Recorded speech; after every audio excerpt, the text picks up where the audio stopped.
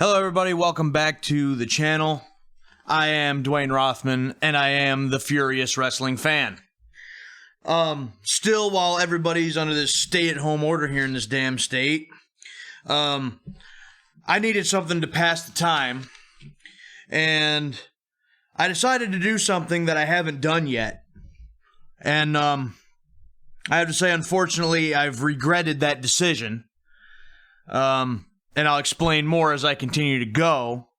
But obviously several times here on the channel, I have watched and reviewed different WWE pay-per-views, some brand new ones and other ones, classics. And but that's all I've done is WWE pay-per-views and shows and stuff. So I wanted to do something different. I've been watching, or at least while they were running it, that NWA Power Series that they've been putting up on YouTube, and I've really liked it. I've actually praised it to a few of my friends, to my brother, and you know, it's something that I've thoroughly enjoyed because it seems like there's actually some wrestling involved. You know, they've simplified it. There's a lot of things about the NWA Power Show that I have liked quite a bit. But I haven't seen any one of their pay-per-views. I haven't seen one of their big events yet. So I figure, well, it'd be a perfect time to watch one of these bigger events, especially since they haven't been able to put up any new Power episodes.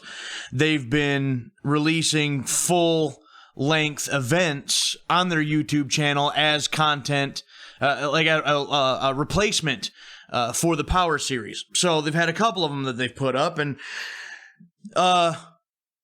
they were supposed to have the 2020 Crockett Cup very shortly, but that's been pushed back, and there's no real way of knowing when that's going to happen now.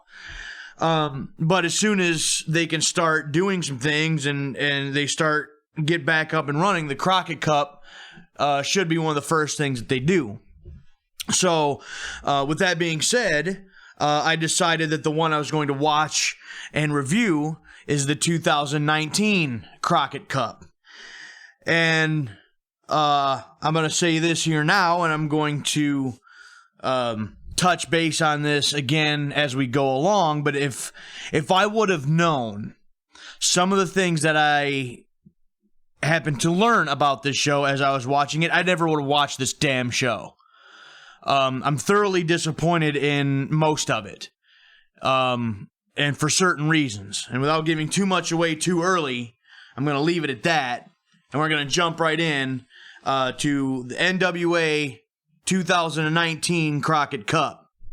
Now, the story of the 2019 Crockett Cup was Nick Aldis defending the NWA World Championship against Marty Scurll. And the reason that that's relevant is that the 2020 Crockett Cup is also supposed to be revolved around Nick Aldis and Marty Scurll. They were supposed to have their rematch for the world's title at the 2020 Crockett Cup from this 2019 Crockett Cup. So, if and when things ever get back up and going again, then they will have their rematch at the 2020 Crockett Cup. So, just a smidge of a backstory here for those who may not know. The Crockett Cup is a tag team tournament that dates back to 1986. Now, there were only 3 different and previous Crockett Cup tournaments in the past. And again, it's a tag team tournament, and those previous tournaments were held in 1986, 87, and 88. And so the previous winners in 86 were the Road Warriors. In 1987 was Nikita Koloff and Dusty Rhodes. And in 1988 was Sting and Lex Luger. Now, this is the first Crockett Cup to be taking place in 31 years. And the reason for that being is that after the 88 Crockett Cup, the NWA or Jim Crockett Promotions, excuse me, not the whole NWA, but the Jim Crockett Promotions was sold off to Ted Turner, which would then ultimately become WCW. Therefore, the Crockett Cup was just kind of put on the shelf and never heard from again. And so once Billy Corgan has bought the NWA, he's doing several things to, bring back traditional things, and the Crockett Cup is one of them. So, let's see here. The one of the main differences between this Crockett Cup and the previous three all those years ago was that not only who wins the tournament wins the Crockett Cup, but they also win the NWA World's Tag Team Championships, because those are vacated. And the reason for that being, when Corgan bought basically the rights to the NWA, they vacated basically every championship that they had at the time, with the exception of the NWA World's title. I'm not really sure why. Maybe just to kind of start things off with a clean slate and fresh start. But at this point, there were no tag team champions, and so the winner of this tag team tournament, the Crockett Cup, would then also be the tag team champions. Now, the commentary team was three-man booth. Ian Riccaboni, I hope I'm pronouncing that right. Actually, I really don't care if I'm pronouncing that right. He would really come to annoy me later on. But Ian, whoever the hell this was, Joe Galley and Jim Cornette, they are your commentators for this show and for this event. And they start things off with a battle royal. Now, there were, I believe, 8 teams that were supposed to be taking part in this tournament, and only 7 of the teams were determined.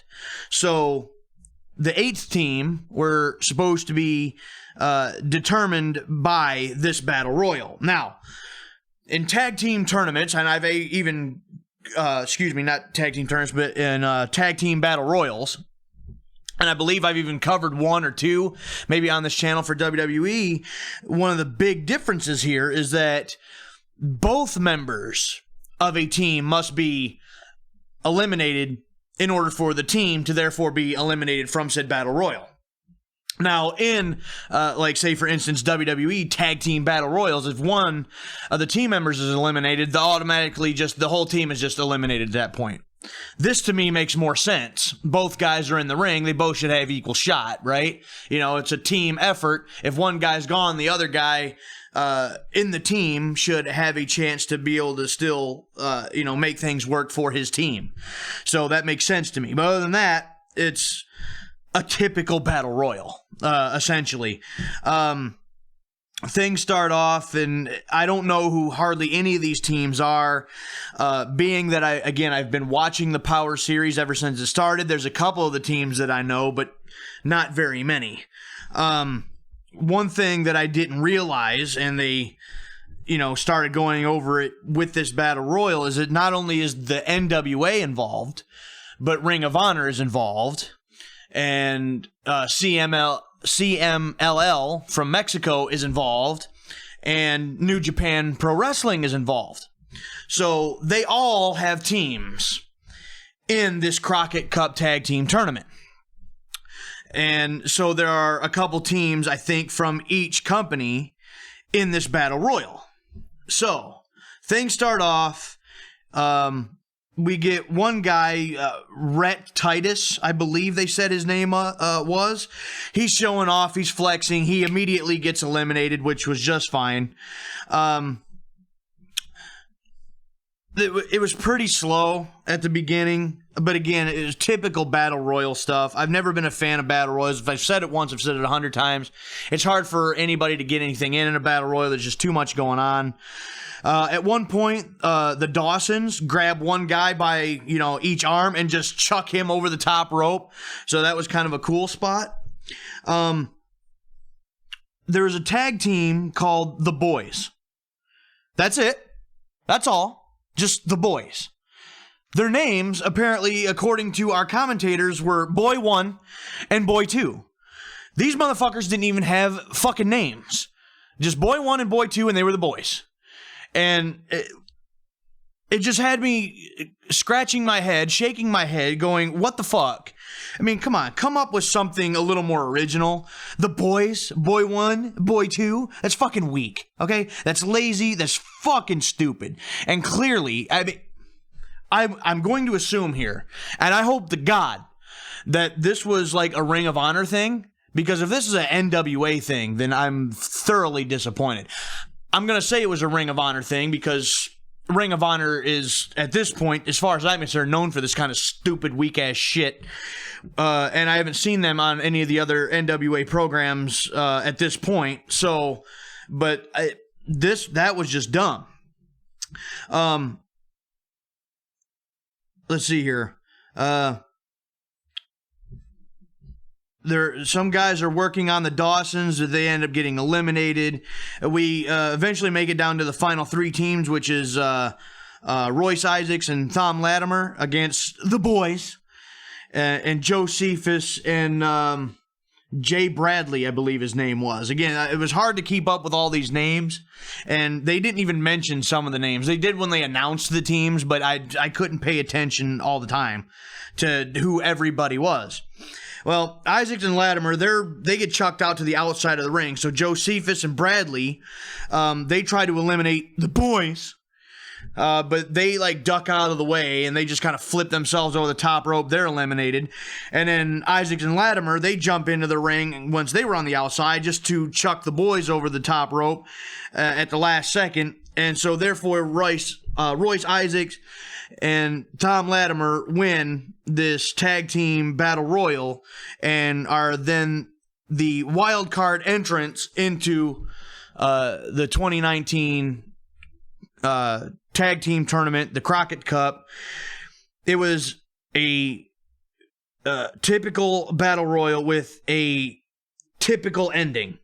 This ending of somebody being, thrown through the ropes instead of over the top rope and jumping in at the last second to win has been seen over and over and over again. And it's run its course. It's gotten old. Every time you see a battle royal, you see this kind of shit. And I don't care what company or whatever show you're watching. This is how battle royals are done, apparently. It's run its course. It was a lackluster match because it was a battle royal, and it was a lackluster battle royal at that with a lackluster battle royal finish. It's just the same shit that you'd see over and over again. So, with the exception of the both team members having to be eliminated for your team to be eliminated, other than that, it was just another battle royal. It's just all it was. So we move on to a video package of Flip Gordon, who had suffered a knee injury at some point before this, some time before this, and getting basically his take on how he's going to feel being in this tournament because this show is happening in the exact same building, in the exact same place as when he got his injury, ever knows however long before this. So they got this video package. And then we go to the next match, and officially the first match of the 2019 Crockett Cup. So, in this first match, you got Flip Gordon teaming with Bandito. They are representing Ring of Honor, and they are going up against Guerrero Maya Jr. and Stuka Jr. of CMLL in Mexico. So we got Ring of Honor versus CMLL in this first round of the Crockett Cup. And this match showed me a lot of things that I wasn't necessarily prepared for, that I didn't necessarily want to see. And it let me know what I was in store for basically the rest of this fucking show, and had me questioning my entire decision to do this. So, we've got 3 luchadors in the ring, along with Flip Gordon, who is working the luchador style. There's a lot of back and forth lucha work between Stuka and Bandito at first. And then they both tag out to Flip and Maya Jr., they're working together, doing same type of flippy lucha stuff, just back and forth and back and forth. The match starts to break down real quick, and then Bandito and Flip, they're in the ring doing something with, I believe it was Maya Jr. Bandito's just standing in the ring, in the corner. He's not on the outside of the ring, on the apron, holding the tag rope like you're supposed to do. He's standing in the ring, just standing up in the corner, just standing there. Traditionally, and how this is supposed to work, is the fucking referee is supposed to be counting him out and getting him the hell out of the ring. And he does that occasionally, but he gets up to like one count and he's just like trying to get him out of the ring, but Bandito's not listening to a fucking word he says, so he just stops counting and starts ignoring him. And so apparently what I get out of this is the rules don't apply.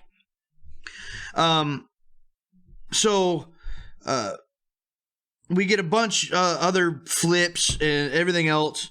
And Stuka and Maya, they're working together. There's no tags.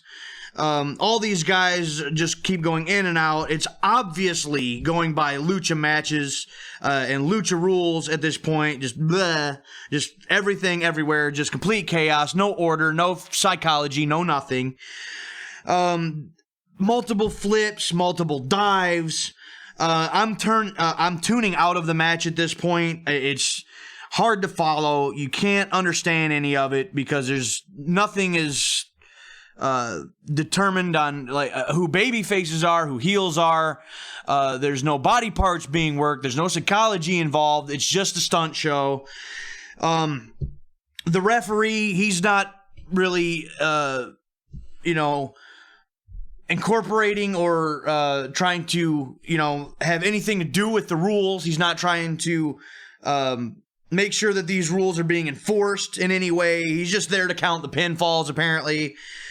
So eventually we finally get to the end, and Flip Gordon gets this swinging cutter thing on Stuka Jr., and Flip Gordon and Bandito, they win the match. Overall, it was a decent lucha libre performance, but was in no way a wrestling match. That's what you got out of this. You got a decent performance. That was it, with Flip Gordon and Bandito advancing to the next round of the Crockett Cup tournament. We go then to a video package between Nick Aldis and Marty Scurll, kind of giving us a little bit of history and backstory about how this match is coming to be and why it's a thing and, why this main event match is going to be happening later. They do this a couple times throughout the night. And then, after this first video package, we go to the next match. In the next match, we have Royce Isaac and Tom Latimer, sometimes being called Thom Latimer by some people, because it's Thom, so I don't know if it's Tom or Thom or what, but Isaacs and Latimer, they are representing the NWA, and they are going up against Crimson and Jax Dane. This is obviously where Isaacs and Latimer start getting the tag team name of the Wild Cards, being that they won the Wild Card Battle Royal. So that's where that happens, and kind of fills that in that blank for me. Crimson and Dane, they're working together as a good tag team right from the start. They're doing some double team moves. They're quickly tagging in and out, but they're doing it within the time frame of the rules. The rules of a tag team match. Proper tags, hand-to-hand tags. If they do a double team, they do it within that, 5 or 10 count, whatever is allowed within the tag team rules. They're doing it within the time frame and getting back out of the ring. So their psychology and their philosophy here within this tag team match is working out very well. Isaacs and Latimer, they start getting the upper hand, and they're using the heelish tag team tactics. They're working well as a team. Like for instance, Latimer, he spits at Dane, and therefore the referee gets distracted when Crimson tries to jump in the ring.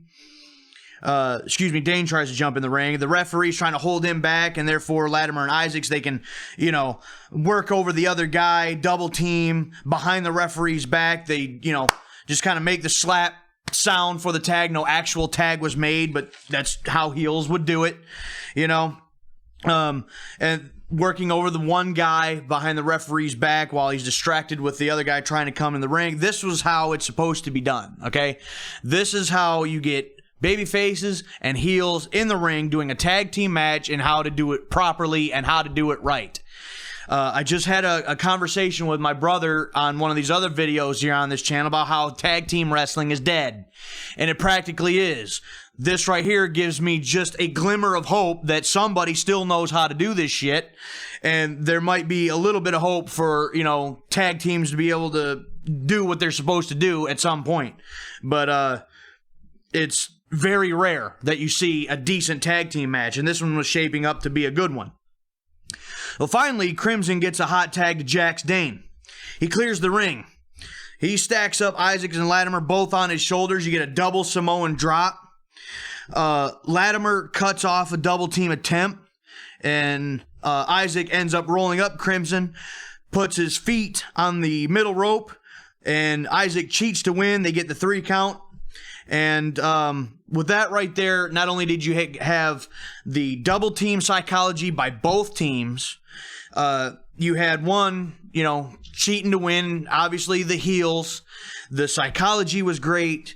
The match was great. The tag team work was great. There was great heel and babyface work between both teams.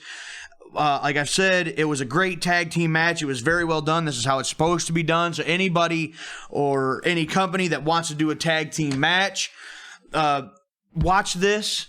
It was very good. This is how it's supposed to be executed. Watch this, study it, do this, and you'll have a decent tag team match. And I would like to see more of this, because this is how it's supposed to be done, because you can follow it. It has psychology. Things that they're doing make sense. They're doing things for a reason. And so I enjoyed this. I enjoyed this match quite a bit, actually. And it was, I think, one of the better matches of the entire show. Just because of how they did it. So, very good work between Isaacs and Latimer and Crimson and Jax Dane. Very well done.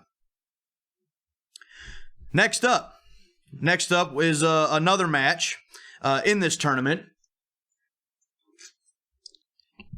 And in this next match, we have the Briscoes taking on the Rock and Roll Express. The Briscoes representing Ring of Honor and Rock and Roll Express representing the NWA. Jim Cornette, he comes to the ring. He introduces the Rock and Roll Express. He does an interview with them.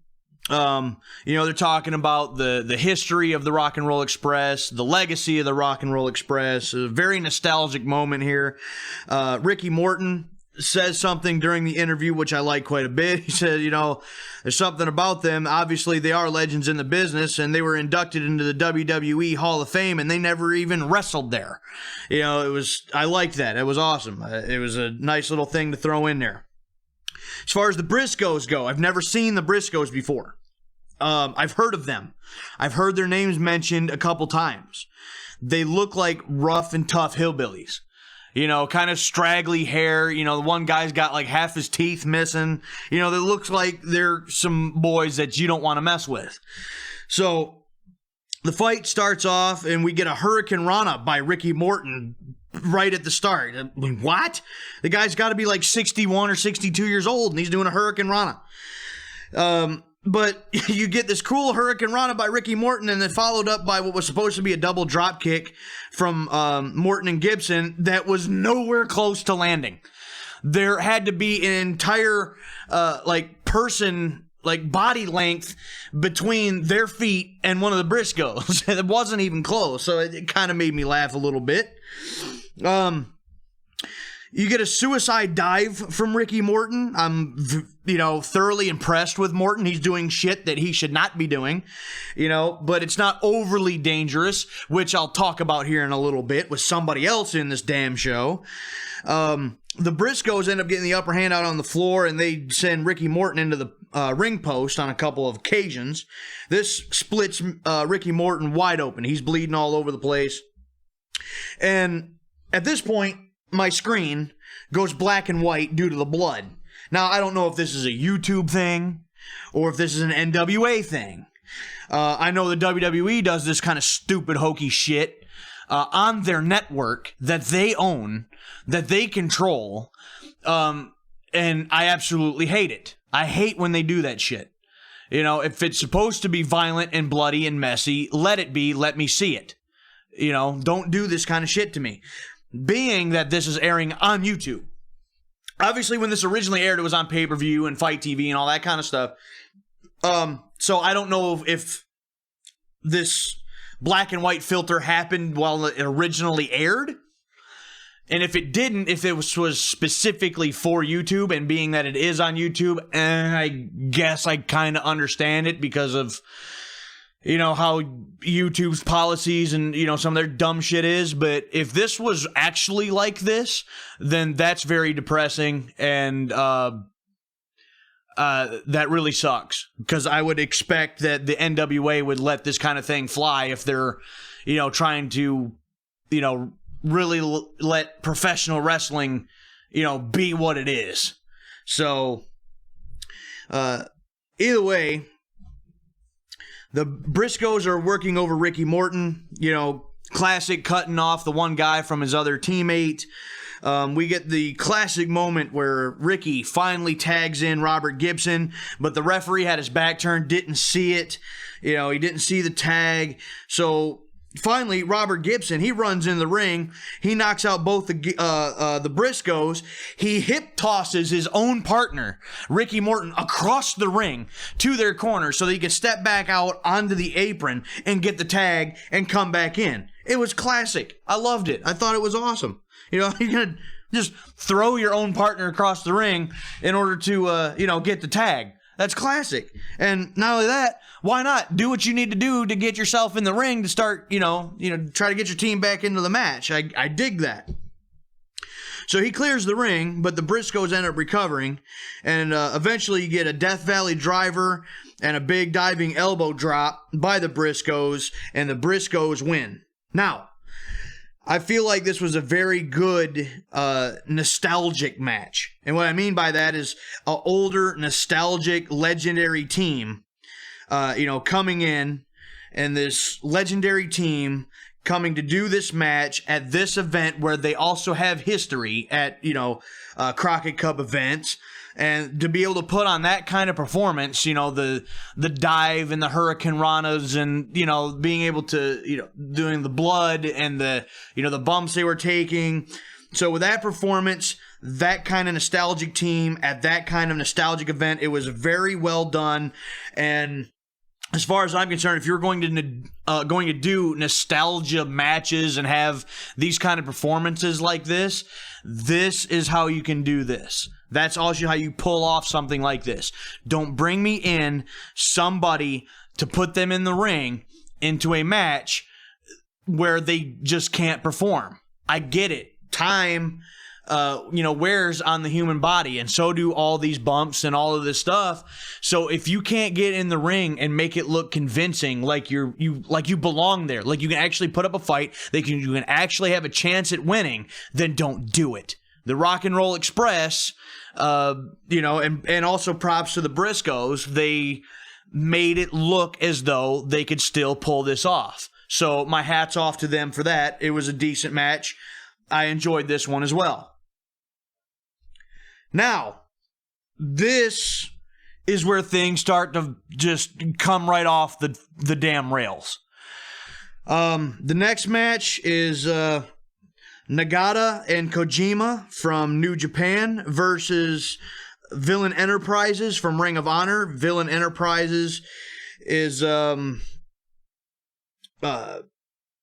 PCO and something King. I don't even remember his first name. I don't really care.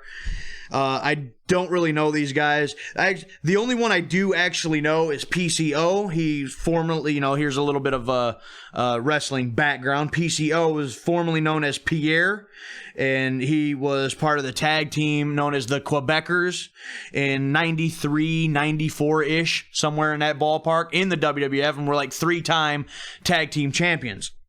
So Pierre's been around the block. He also would go solo there for a little while as a pirate, Jean-Pierre Lafitte or something like that is what he was called when he went solo in the WWF. But anyway, moving on from that, the match actually starts. We got Nagata and King. They start the match.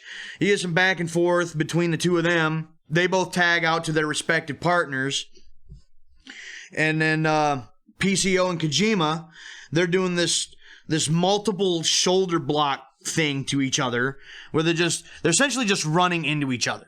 And obviously that's another one of those spots that are old as the business itself. I would imagine you've seen this time and time again. This, for whatever reason, looks silly. It's one of them things where, again, I think depending on who's doing it, you can make it look fine, like they're trying to test each other's strength and trying to throw their weight around. This just looked silly, and it's hard to explain. It's almost like they weren't taking it seriously by like their facial expressions and stuff. It just looked dumb and out of place. I didn't like it at all. Eventually you get a dive by PCO. Why? I don't understand. Because he's also like 51 or 52 years old. So why the fuck is he diving? You know? And unlike Ricky Morton, where his actually still looked halfway decent, PCO, it didn't look like he needed to be doing this. Just shouldn't be doing that kind of thing. So Villain Enterprises, they're working together. They're, got some double team maneuvers on Kojima. You get a DDT by Kojima, tag to Nagata. You get this multiple forearms back and forth.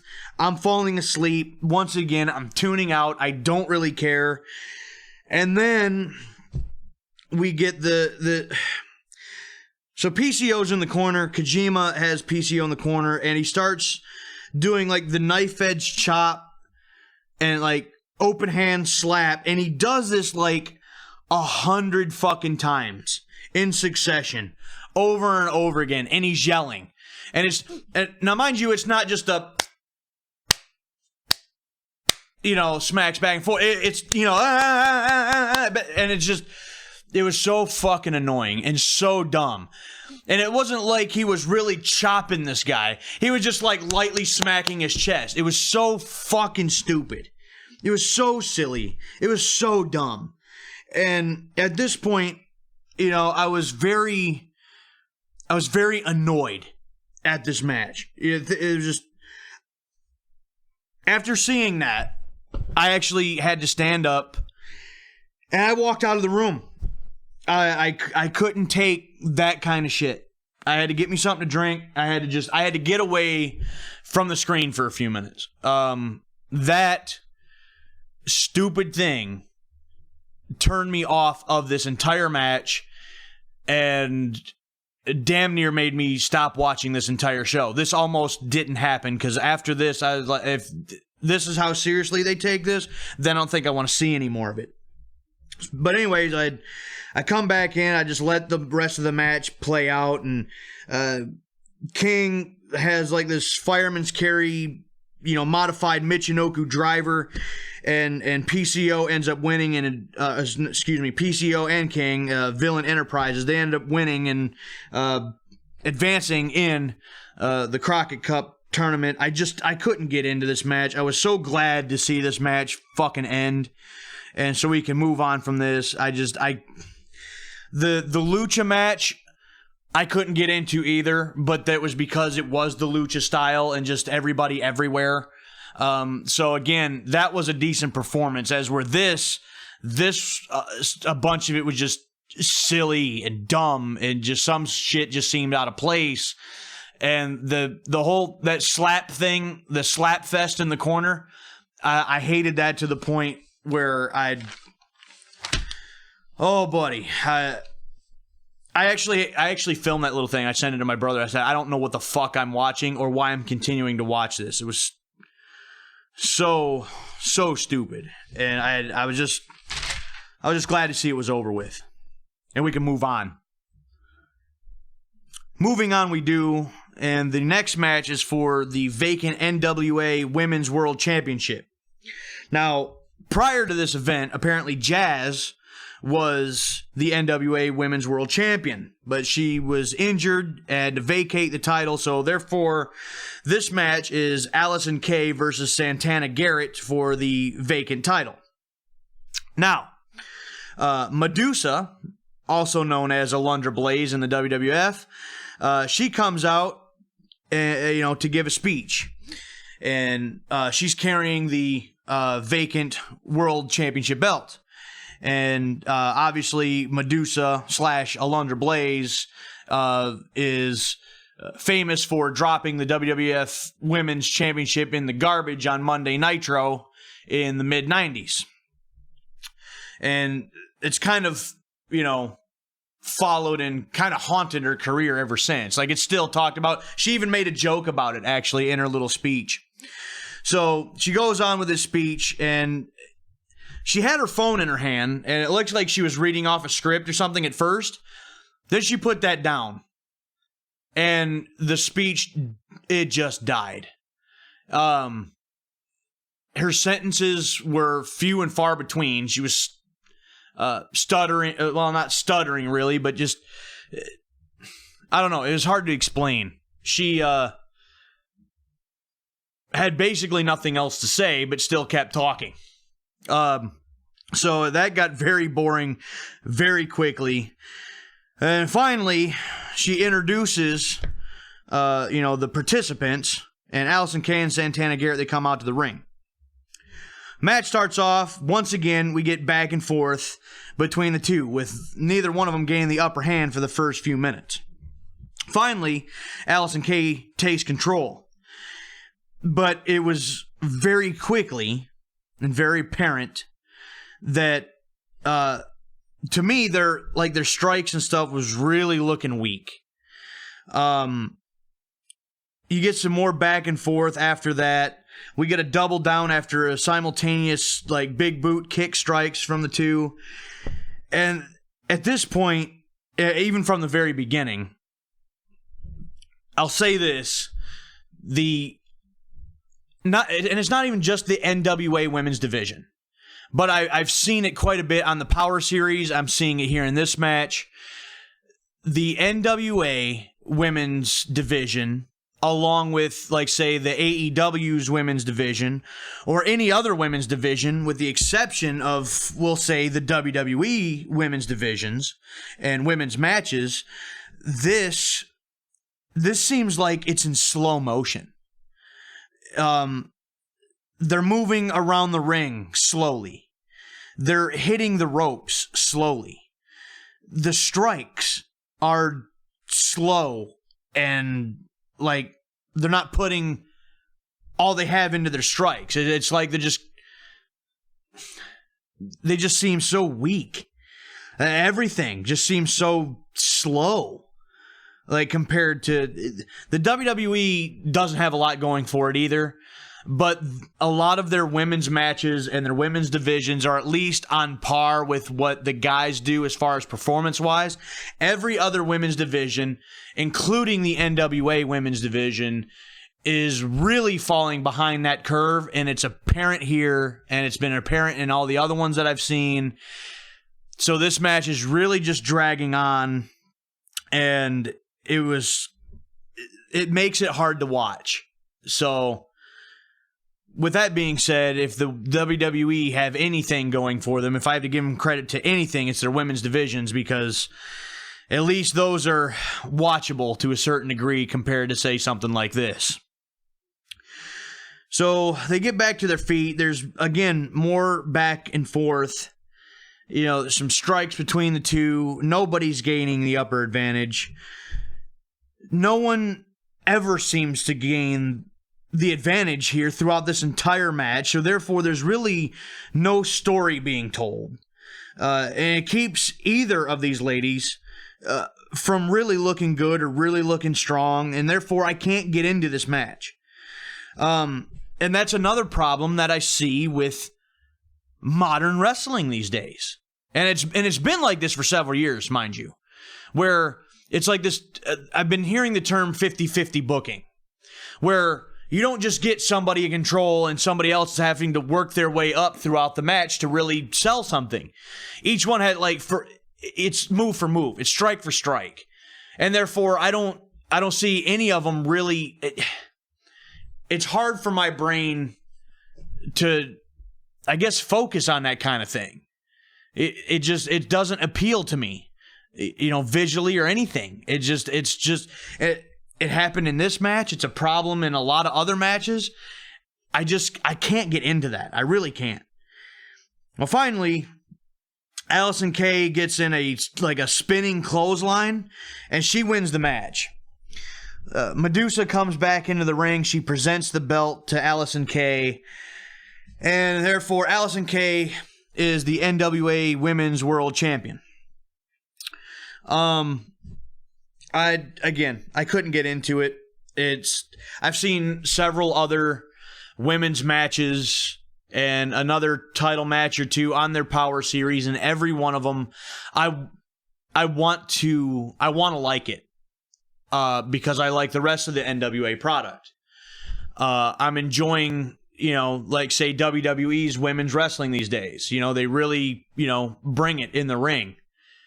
It's just not happening here, and it's unfortunate. It's hard to watch, and I feel like NWA, AEW, or any other women's division really needs to step up their game if they want to, I guess, be even talked about in the same discussion as some of the best women's wrestlers, today. It's just something that needs to happen. So this was a very lackluster match, and that's really all I got to say about that. It was what it was. Another typical NWA women's match that you get nowadays. So we go back to ringside, and the Midnight Express is there. All three of them. We get a little interview from them, so another little nostalgic piece.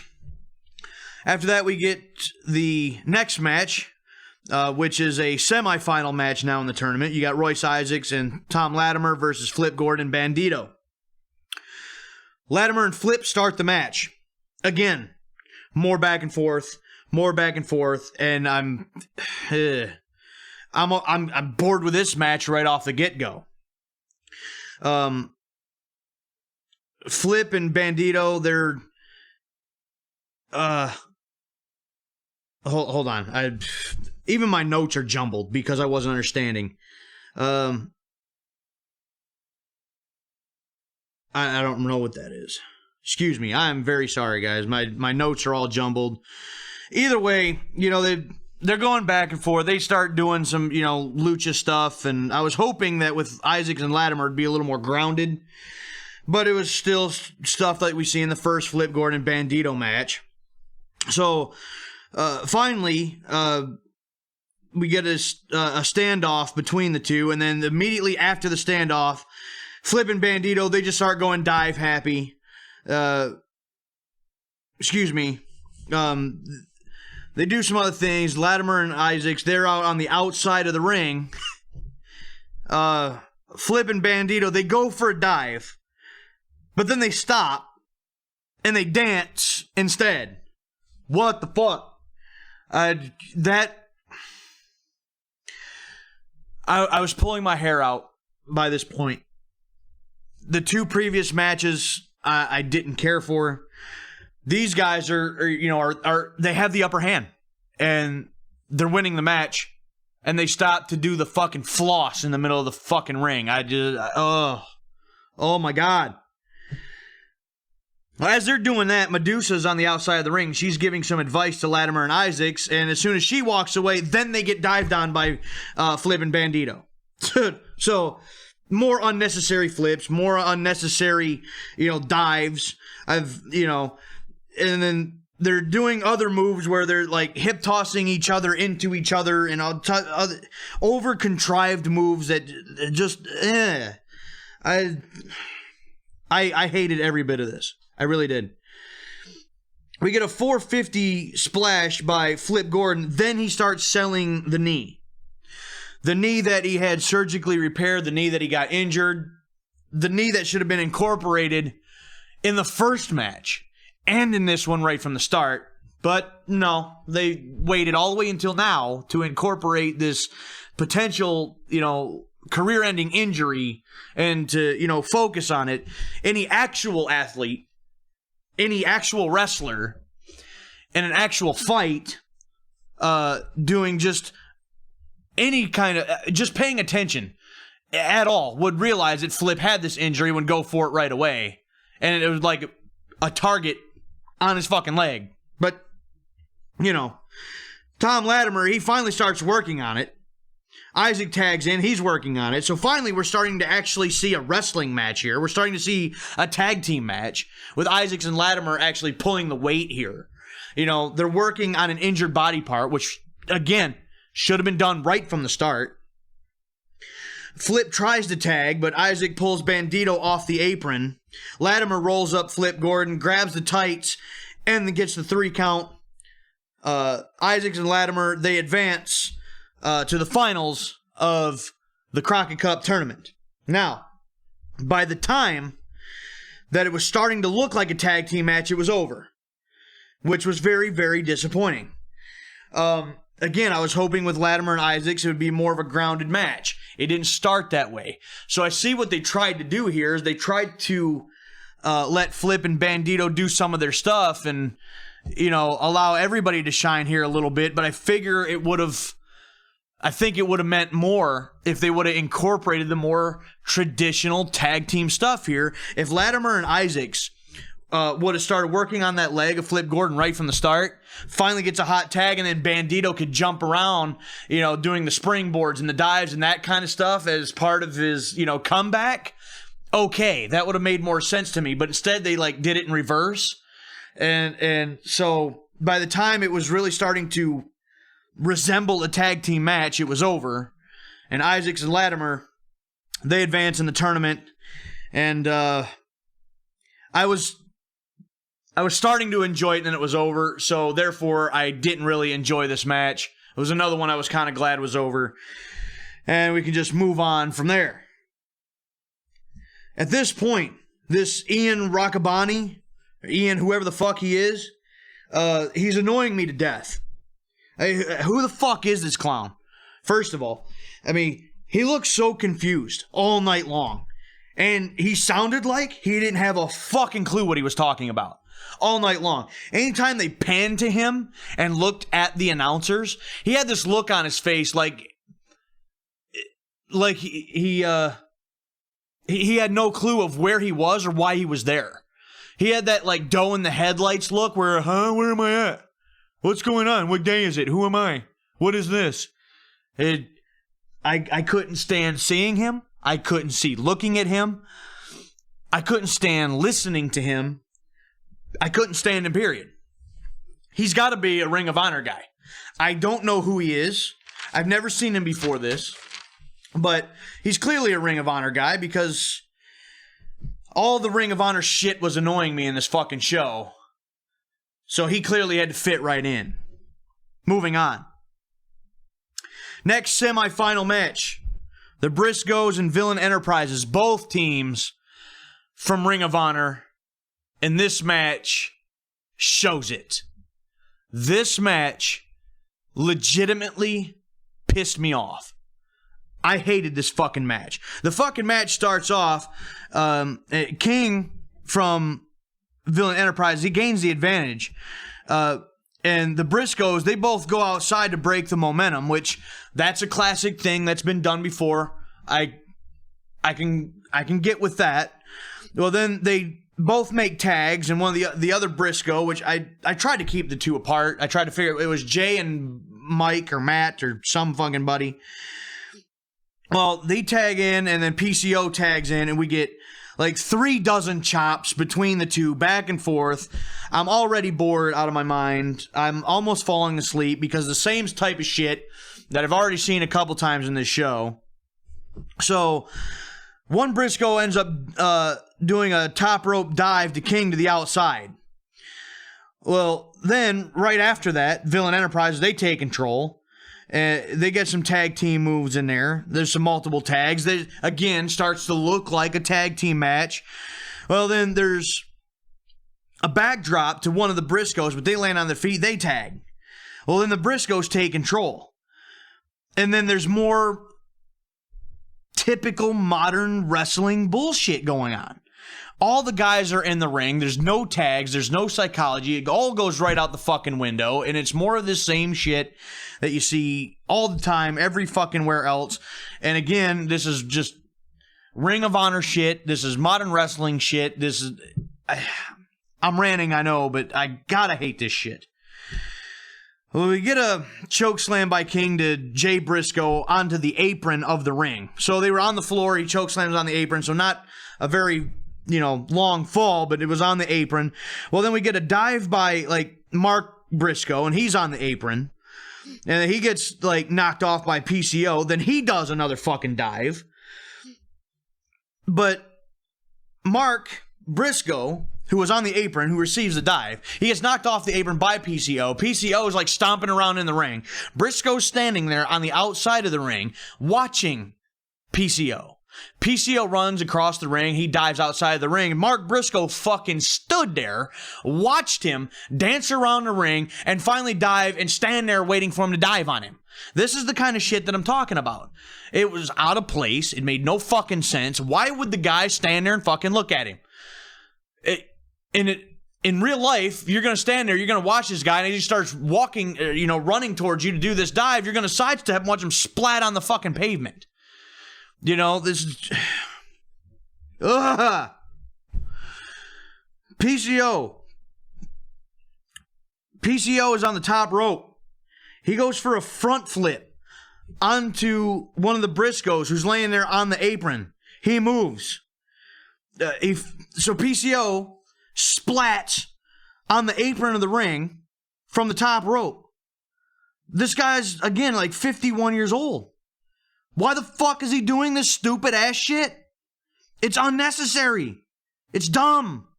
There was no fucking call for this. You tell me the Briscoes and King, they could have maybe done something like this. It still would have been annoying, and it still would have had no reason to be done. But why is PCO doing this shit?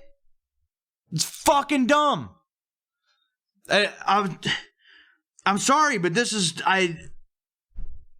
there's more brawling on the floor. And they're doing this forever. Again, the rules are thrown right out the fucking window. The rules apparently don't apply. The referee's standing there with his thumb up his fucking ass. He's not counting out either of these teams because all four guys, the legal ones, the illegal ones, they're all out on the floor. They're brawling. They're slamming each other on the concrete floor. What the fuck?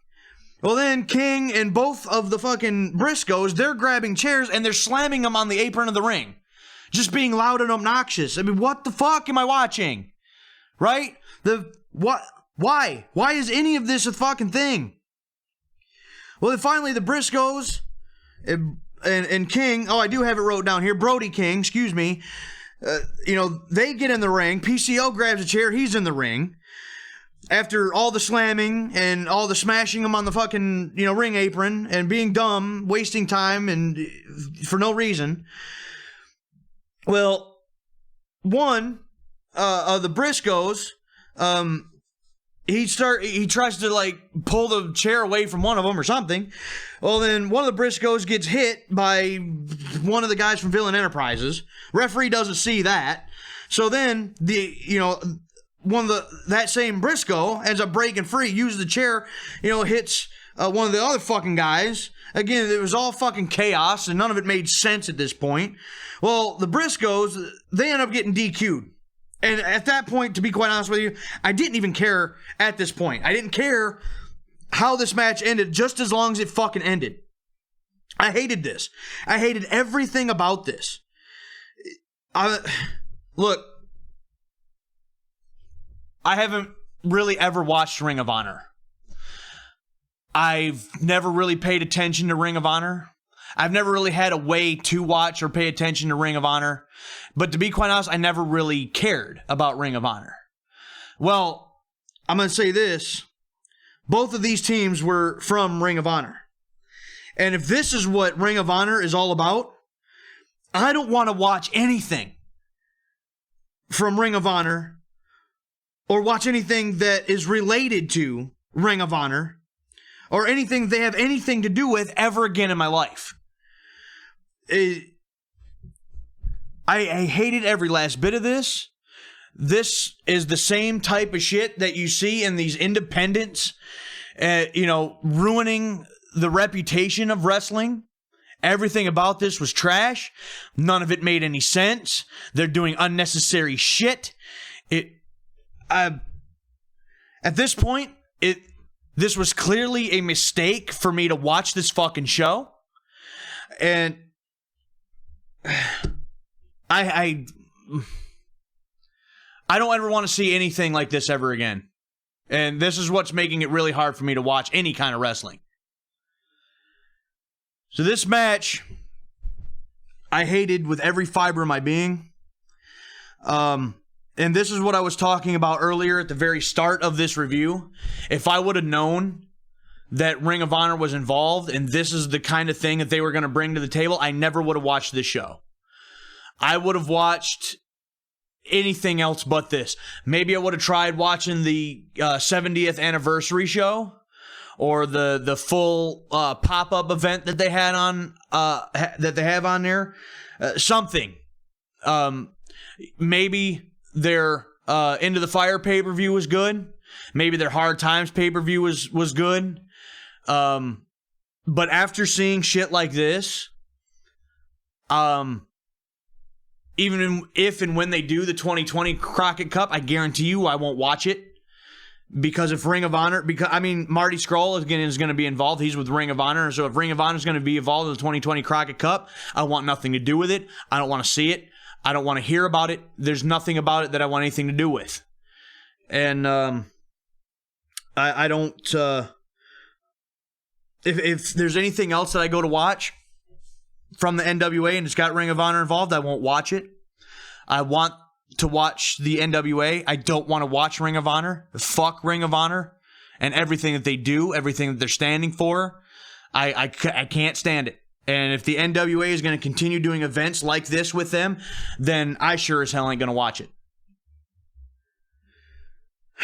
So, after that rant, we go to the next thing. And the next thing was just as fucking bad.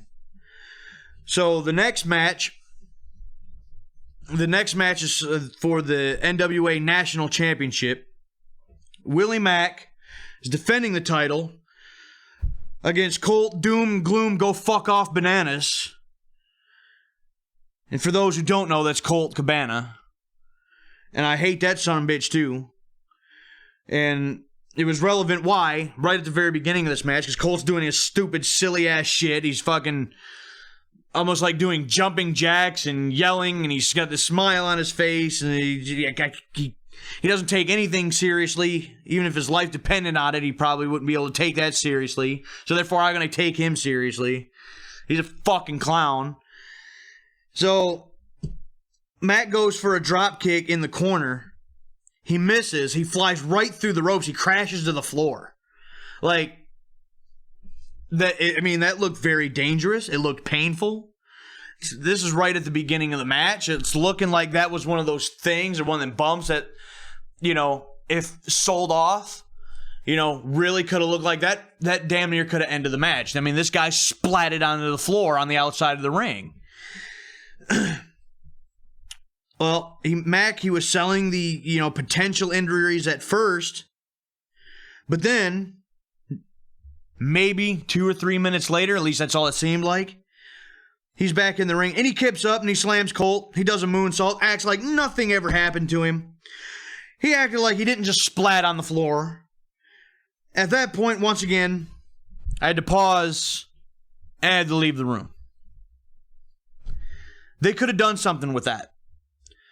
I don't know if that fall like that was, planned to look like that. If it was, then he sold it off and did it very well. If it wasn't, then that's one of them things that could have been incorporated into the match if he was still willing to continue, and obviously he was, because obviously he was fine. There's nothing fucking wrong with him.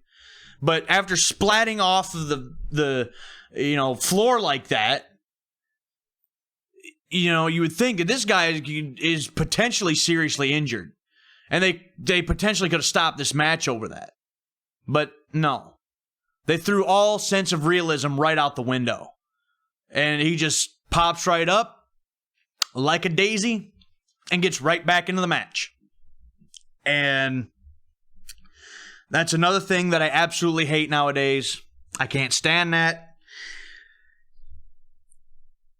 Obviously, at this day and age, we all know that this is scripted, that this is, predetermined, and all of that.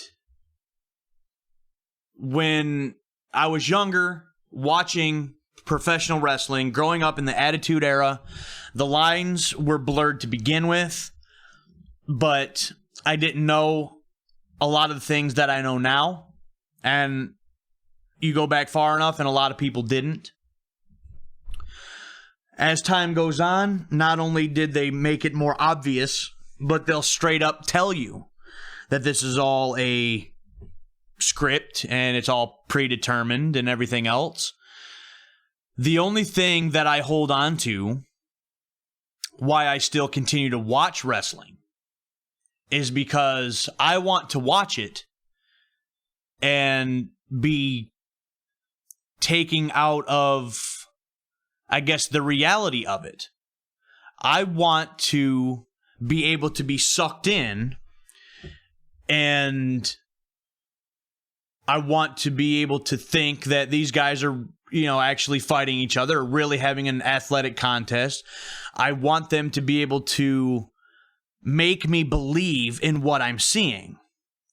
I want to believe that it's an athletic contest. I want to believe that they are wrestling each other or fighting each other if it's a feud or a rivalry.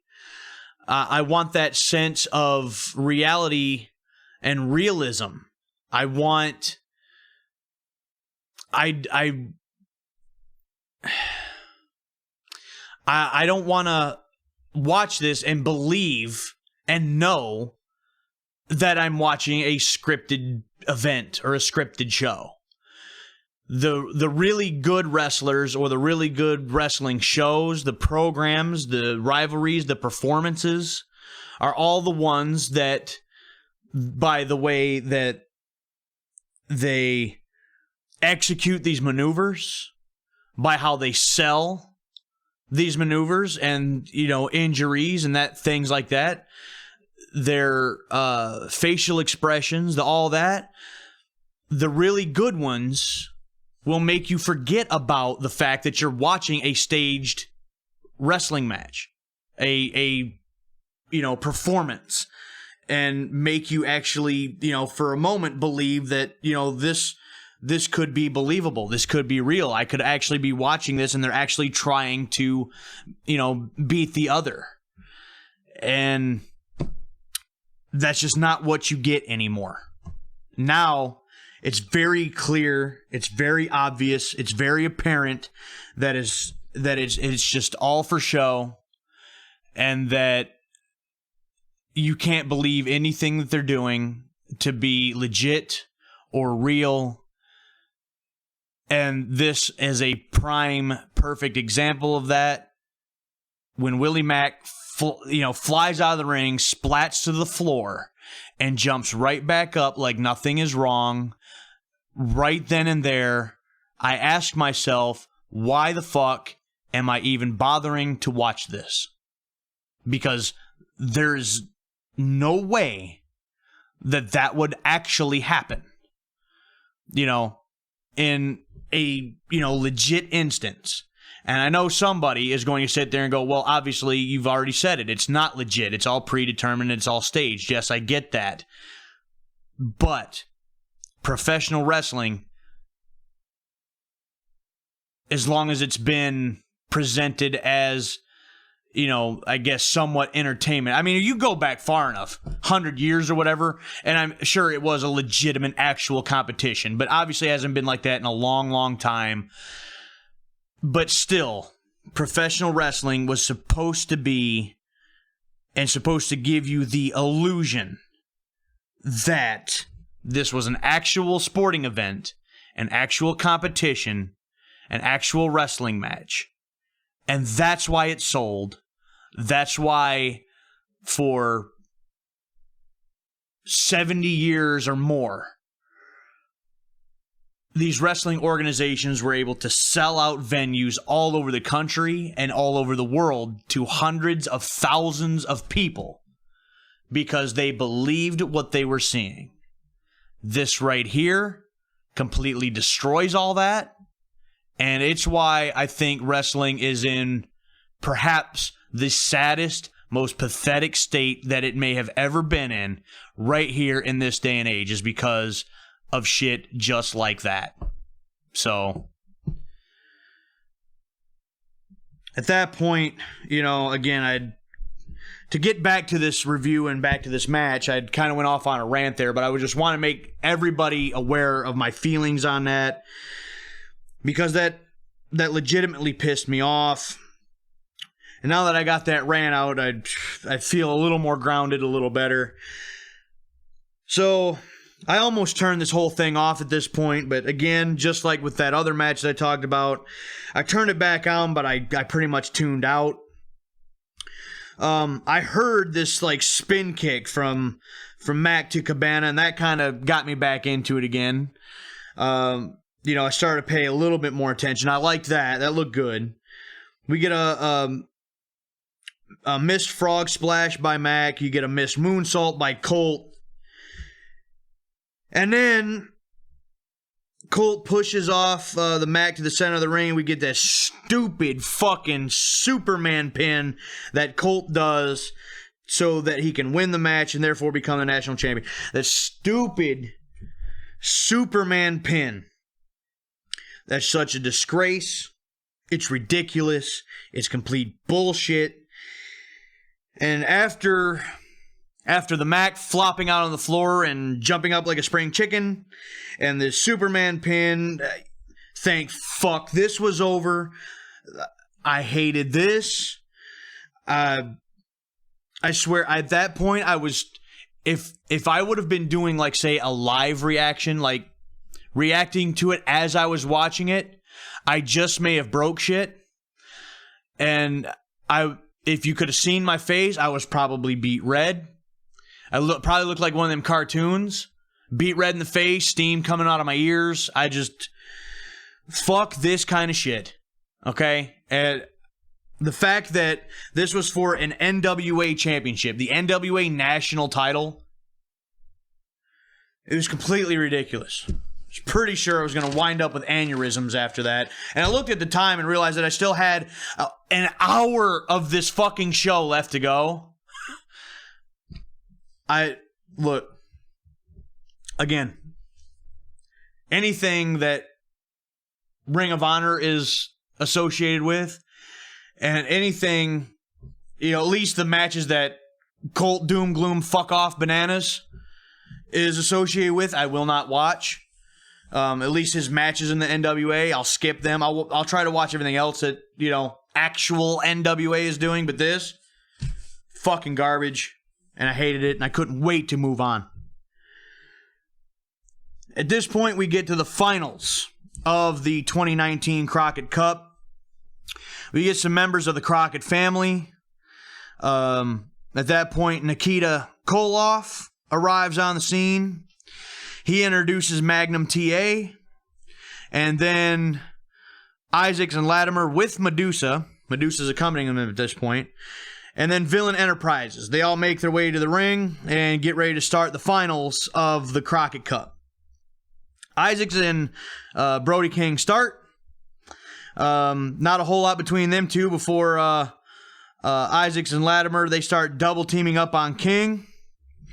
Well, King finally starts to fight back, and he ends up making the tag to PCO. PCO gets in the ring, and he starts screaming to Brody King to fix my arm. Fix my arm. Fix my arm. What? Well, he was obviously holding his arm on the way to the ring. The Briscoes had done a number on the arm in the previous match that they had. So it's like he couldn't even use his arm. He even took his other arm and lifted it up over the rope so he could tag. Well, then he gets the tag. He's in the ring, and he's screaming at King to fix my arm. Well, Brody King grabs PCO's arm. He, like, arm wrenches it and, jerks it over the top rope. And then all of a sudden, PCO's arm is all well and good, and he's back to normal. What? Are these fucking people kidding me? Like, good God, man. Like, look, if this was one of those things where you're trying to remotely try to convince me that this is an actual thing, then wouldn't you have, I don't know, if it was out of place, wouldn't you have fixed it in the fucking back? Before the fucking match starts? Like, Isaacs and Latimer, they stand there and they just allow this to happen. They just watch this whole thing. And just lets his partner twist and fucking rip his arm over the top rope to fix it and put it back and play. Good God, man. It's such bullshit. After that, he starts throwing clotheslines like nothing's wrong. He's using his arm like it wasn't worked over by another team for a few minutes. And like he didn't have... fucking hell, man. Look, let's jump right to the end of the chase on this. PCO, he gets a moonsault in. And Villain Enterprises win. Yeah, just fuck. So, Villain Enterprises, PCO and Brody King from Ring of Honor win the NWA Crockett Cup and are then the NWA World Tag Team Champions. And luckily, by the time the Power Series rolled around, and that's when I started watching NWA stuff, Latimer and Isaacs, then actually really formally known as the Wild Cards, apparently had got a win in there somewhere. They had won the tag team titles and, actually had a decent tag team representing the NWA as their tag team champions, because this sure as fuck wasn't it. This was more Ring of Honor, hokey-ass bullshit. And as far as I was concerned, it was such a disgrace, to bring the Crockett Cup back after 31 years, to have a bunch of this shit. And it not just in this match, but in a couple of these matches. It was disappointing, and just I was at that point and still am disappointed in a majority of the show, and I regret the decision to ever watch this show. It was just pathetic. We tried to end things on a high note, because then you have the actual main event, and it's for the NWA World Heavyweight Championship. Marty Scurll challenging the National Treasure, Nick Aldis, for the world title. Match starts out, we get some chain wrestling between the two at the beginning. It's a very good, snug work between the two. Marty hits the ropes, and he falls flat on his face. Well, then he turns around and he points at Camille, and Camille is accompanying Nick Aldis. He's the insurance policy of Nick Aldis. So she's sitting there at ringside. And so Marty, using basically an Eddie Guerrero lie, cheat, steal tactic, he runs the ropes and he falls flat on his face. He blames Camille, saying that Camille tripped him. The referee ejects Camille out the ringside area. I liked that. It was a nice play by Marty. But here was the problem. For this match, you had a referee on the inside of the ring who didn't see this go down, which was fine. That's exactly how that should work. But they had a second official on the outside of the ring who saw this entire thing. He was literally sitting in a chair, sitting directly behind Camille, who was standing directly in front of him. So, with that being said, The second official saw the whole thing and saw that Camille had nothing to do with it. So therefore, as far as I'm concerned, he should have at least informed the other referee who was ejecting Camille out of the ringside area what was actually going on, or question his decision, or anything. You didn't get any of that. This other referee just sees it all happen. The first referee ejects Camille for getting involved in the match. The second referee knows that it's bullshit, but he just goes, yeah, no, you got to get out of the ringside area. You got to leave, and just backs up the first referee. So my opinion is, why the hell is the second referee even there? I'll touch base on that again here in a second. After this, Nick Aldis, he does end up gaining the advantage. We get a big avalanche fall-away slam by Aldis off of the middle rope. They make their way to the outside. We get a choke slam to Marty by Nick Aldis through a table that's on the outside of the ring. Aldis is firmly in control here at this point. You get some rear chin locks. You get some other wear-down holds. You get some actual wrestling holds, for fuck's sake, finally in a wrestling match. After a little while, Marty ends up fighting back. He ends up taking control after a big tornado DDT. And then we get another dive by Marty. We get another fucking dive because, well, I haven't seen 30 of them already in this whole fucking show. You have to have another dive in there, because why the fuck not? Well, I don't know if it was the dive or if there was something else, if there's something I missed, but Nick Aldis, he's split wide open at this point. He's bleeding all over the place. They make their way back into the ring. We get a figure four by Marty Scurll. Nick Aldis ends up getting to the ropes. Nick Aldis ends up getting a tombstone pile driver, followed up by a big diving elbow drop. Nick Aldis, he makes his way back to the top rope a second time. This was after a pinfall attempt, mind you. But he's selling the fatigue. He's selling the weakness. He's, trying to make his way to the top rope. He finally gets there, but it's like he's going to fall over. It's like he's dizzy. It's like he's been getting his ass kicked. He's selling this like he should.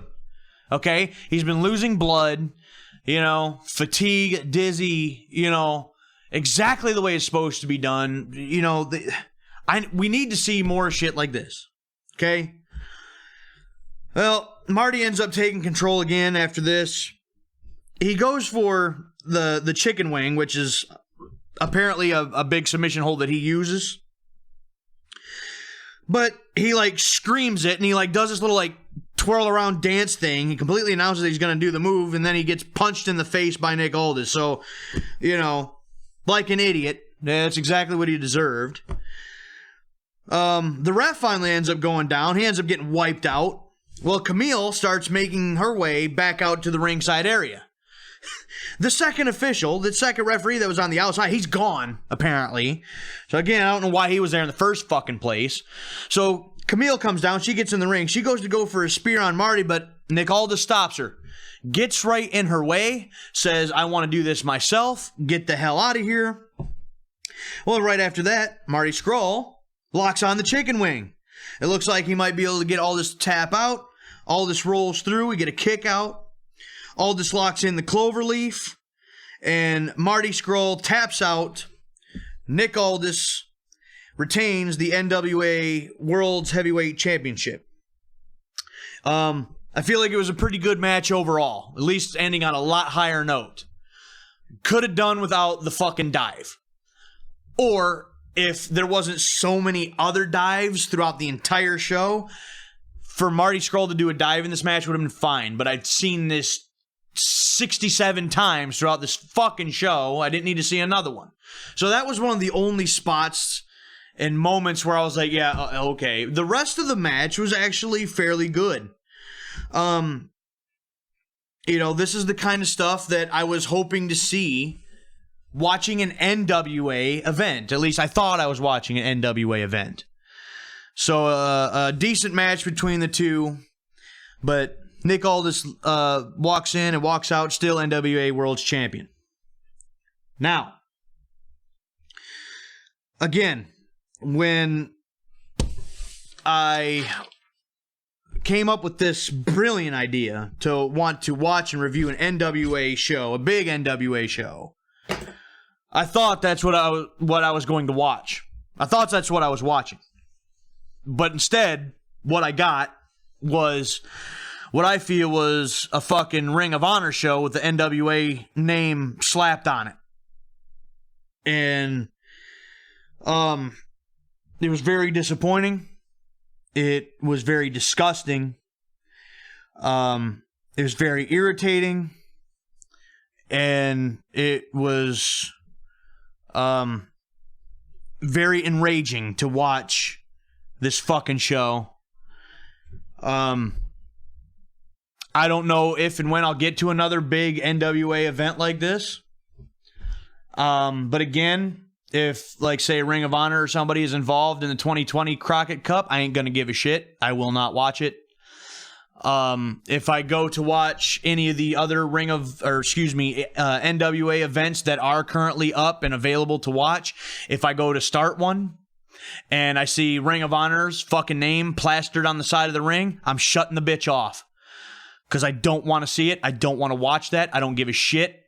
I'm not going to put myself through this kind of garbage ever again. So, there was a couple matches, the NWA World Title match and the Isaacs, Latimer, Crimson, Jax Dane match I really liked. Other than that, they were either lackluster or completely infuriating. So, it's very unfortunate. I wanted to like this. I wanted to enjoy myself, watching an NWA show. Unfortunately, I did not. And unfortunately, I completely regret my decision to do this and watch this show. I wasted over 3.5 hours of my life that I'll never get back. A couple more once you factor in the time to actually record this review and, do my edits and uploading time. So with that being said, that was my review on the 2019 NWA Crockett Cup. I hope you enjoyed the review.